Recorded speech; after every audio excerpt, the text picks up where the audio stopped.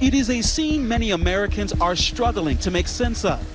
Chain link fences, cages, temporarily holding more than 1,000 immigrants, many of them children, here in McAllen, Texas, at the Central Processing Center, one of America's largest immigration processing facilities. Men, women, and children wrapped in Mylar blankets as a means to stay warm. This 1-minute, 34-second video, along with these images, released today by U.S. Customs and Border Protection, are among the few visuals we have that provide a glimpse into America's immigration crisis currently unfolding along the southern border.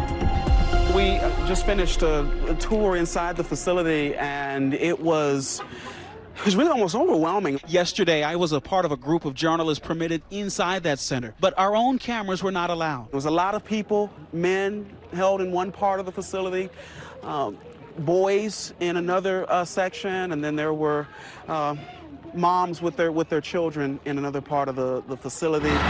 This is the center we were allowed to see. For many detainees, it is the first stop after being apprehended. Some families could be separated here or at another facility.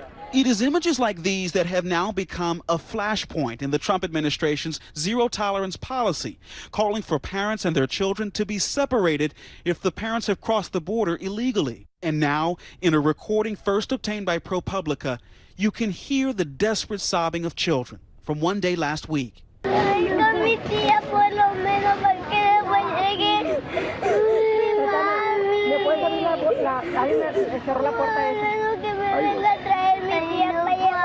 Tell us how you got a hold of this recording that purports to be audio of kids being separated from their parents. Well, you can listen to it, and it's pretty clear what it is.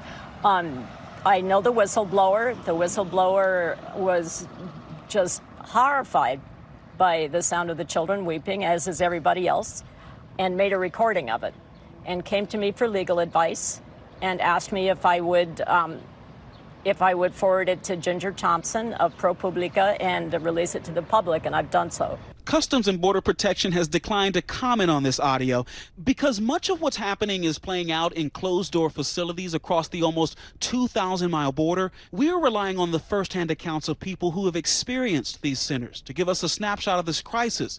Antar Davidson worked as a counselor at Estrella del Norte, a government-contracted shelter in Tucson, Arizona. These were 3 Brazilian siblings who had been separated from their mother the night prior. They were the 2 younger siblings were holding the older brother for support, and he was crying. I said to him at this point, I said, "Bro, you need to be strong. I know this is difficult, but you need to kind of be strong for your siblings." And he looks at me with tears streaming in his face, and he says, How can I be strong?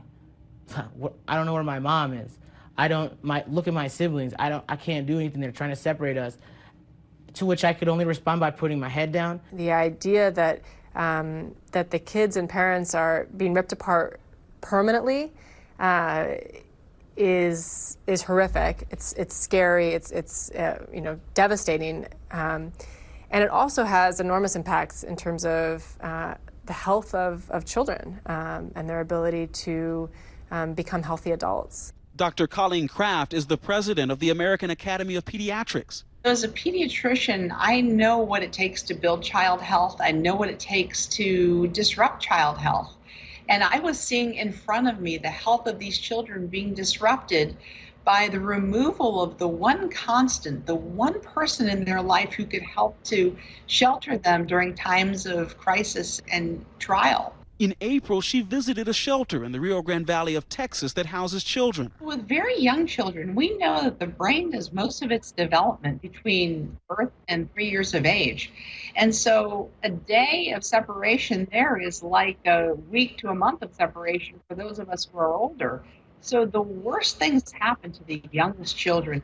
Most developmental delay happens in that age group. It is the emotional imagery of children that has moved many to feel outraged. This now famous photo was taken by Getty photographer John Moore. I spoke with the mother very briefly.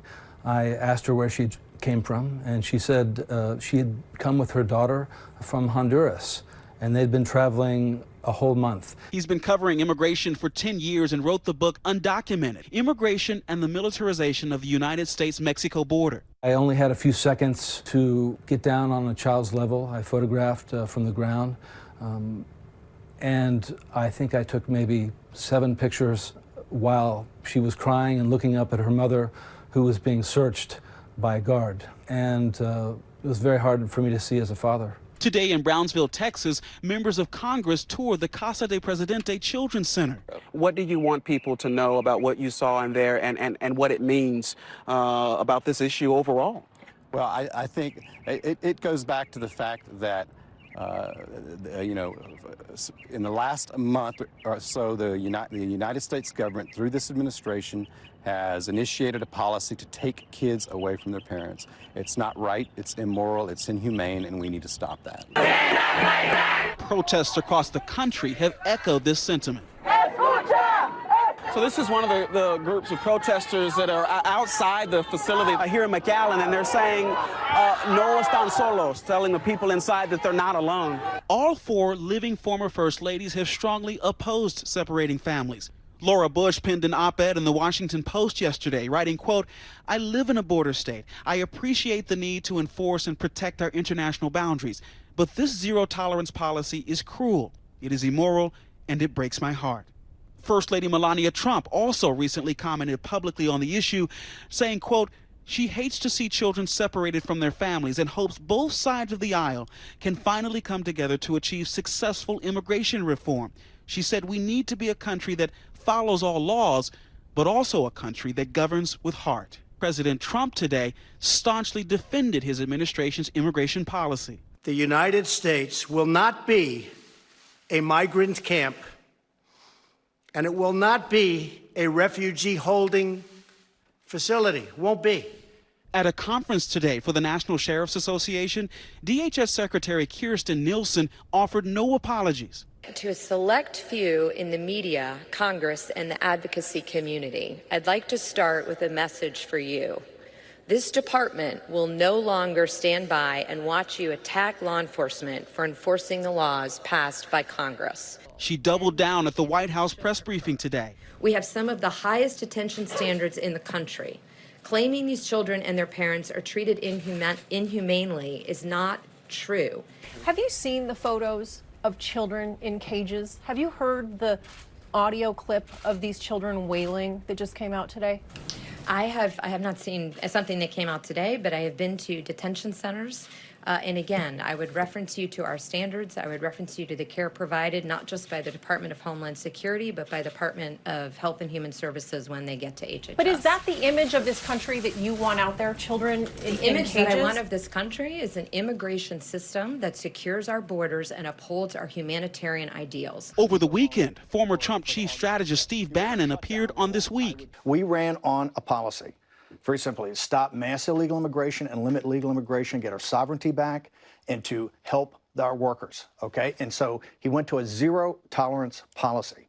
Zero tolerance, it's a crime to come across illegally, and children get separated. And as the fight rages on, and with policymakers at odds, it is the experience of those detained children that is of greatest concern.